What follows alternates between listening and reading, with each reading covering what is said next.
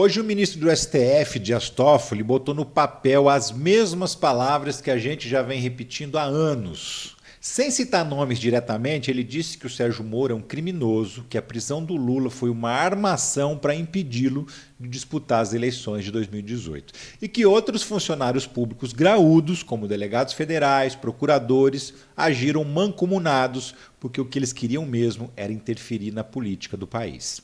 Ao mesmo tempo, 6 bilhões de reais foram devolvidos pelos corruptos que roubaram a Petrobras, o que prova que corrupção teve mesmo. Mas então como é que o Toffoli pode estar certo se teve corrupção? Então, dedada no like, engaja comigo que eu te explico. Vamos nessa? Pois bem, vamos relembrar a história do começo. Teve uma época da Lava Jato em que foi fechado um acordo de leniência com a empreiteira Odebrecht. Acordo de leniência é a mesma coisa que delação premiada, só que em vez de pessoa física, é feito pela pessoa jurídica, pela empresa. A delação da pessoa física pode reduzir os anos de cadeia, mas qual que é a vantagem de uma empresa delatar? Então, por causa dos esquemas de corrupção, a Odebrecht estava proibida de participar de licitações de governos. E essas grandes empreiteiras praticamente vivem de obras públicas, né? Sem essas obras, era falência certa. Então, esse acordo permitiu que a empresa voltasse a ser contratada por prefeituras e governos estaduais e federal. E qual foi a contrapartida da empresa nessa delação? A entrega de 2 sistemas de informática que supostamente eram usados para organizar os pagamentos das propinas. Eram programas de computador usados no gerenciamento do Departamento de Operações Estruturadas, que era o nome oficial do Departamento de Propinas da Odebrecht. Sim, ela criou um departamento inteiro só para pagar propina para políticos. Acontece que esses arquivos não tiveram o controle que é exigido por lei para garantir que ninguém adulterou nada ali, que ninguém colocou o nome de alguém que não estava ou tirou algum nome que estava. E isso foi feito porque a força-tarefa da Lava Jato ignorou a lei e fez tudo por baixo do pano. Negociou escondido com a CIA, a agência de espionagem americana, negociou escondido com o Ministério Público da Suíça, tudo fora da lei. Mas por que o Toffoli escreveu que a prisão do Lula foi uma armação?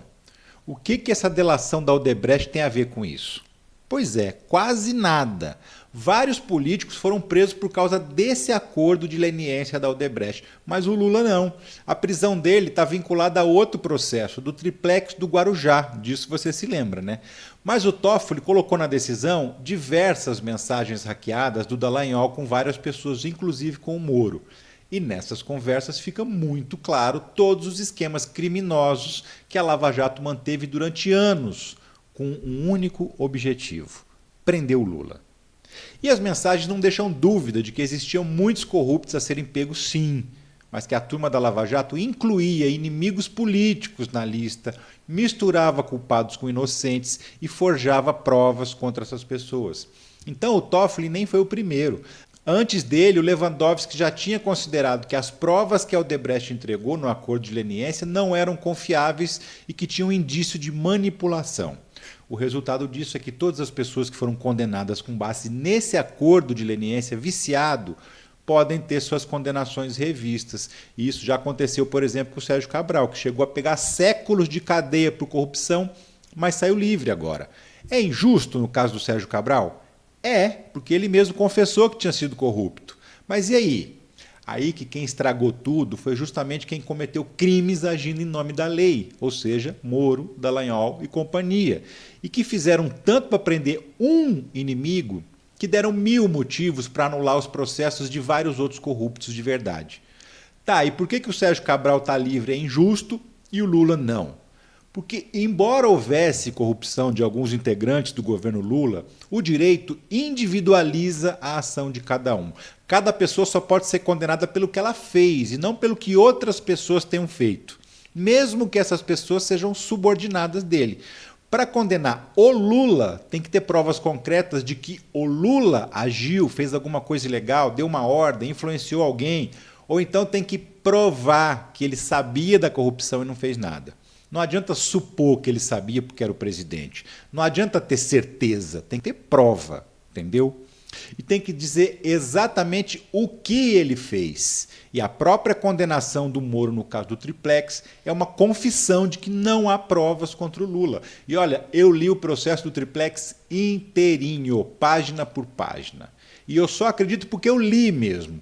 Lá na sentença, o Moro escreveu que estava condenando Lula por atos indeterminados. Ou seja, eu não sei o que ele fez, mas eu tenho certeza que ele fez alguma coisa, então vou condenar mesmo assim. Ou então, em outras palavras, não tenho provas, mas tenho convicção. Você lembra dessa também, né? A verdade é que não existe uma prova material contra o Lula, só tem palavra de delator. E todas as delações que apontam ele como corrupto foram feitas por milionários que estavam presos já fazia muito tempo e que assim que acusaram o Lula conseguiram acordos muito bons. Inclusive teve gente que teve direito de continuar com milhões de reais roubados. Além dessas palavras dessas pessoas completamente suspeitas, não há nada que seja digno de receber o nome de prova judicial. Ah, mas tinha objetos pessoais do Lula no sítio. Ele nunca negou que frequentava o lugar direto, só disse que não era dele. Ah, mas tem foto do Lula no triplex. Ele também contou que visitou o apartamento e não se interessou por comprar. E essa foto foi feita nessa data. Fora isso, não tem mais nada. Não tem uma transferência de dinheiro, não tem um recibo, um papel, um telefonema, uma mensagem de zap, não tem uma assinatura, um documento, nada, nada, nada. Você tem todo o direito de não gostar do Lula, mas daí a aprovar que coloquem o cara na cadeia por causa disso vai uma enorme distância, né? E o Moro fez exatamente isso. Ah, mas a condenação foi confirmada por mais 2 instâncias. Sim, com as mesmas provas forjadas da primeira instância. Se ninguém tivesse descoberto que as únicas provas, as delações, eram forjadas, ele ia continuar sendo condenado até o fim. Mas teve a vaza-jato e a gente descobriu. O que a justiça considerou? Considerou que as provas foram arrancadas na base da pressão psicológica. As provas que eu digo, as delações. Nas palavras do próprio Toffoli, abre aspas, um pau de arara do século XXI. Fecha aspas, ou seja, prisões que serviam para forçar os suspeitos a dizer o que os investigadores queriam ouvir. Diversos envolvidos na Lava Jato já declararam isso. A pressão era, entrega o Lula, senão você não sai da cadeia. O Palocci já declarou que mentiu na delação dele e que foi forçado pela Lava Jato. O Emílio Odebrecht já disse a mesma coisa, ele escreveu até um livro sobre isso. Então não é que não existia corrupção. Claro que existia, ninguém tem dúvida disso. Tinha como sempre teve. Isso é uma coisa. Outra coisa é provar a participação do Lula nessa corrupção. O Código Penal exige que você prove a participação individual daquela pessoa para condená-la. Isso não foi feito. Se você, como eu, leu o processo, então eu tenho certeza que a gente chegou à mesma conclusão. Agora, se você não leu, te aconselho a ler. Tá fácil, só dá um Google. Lê e depois volta aqui para comentar. E falar de tudo isso que eu falei não é defender o Lula como indivíduo, tá?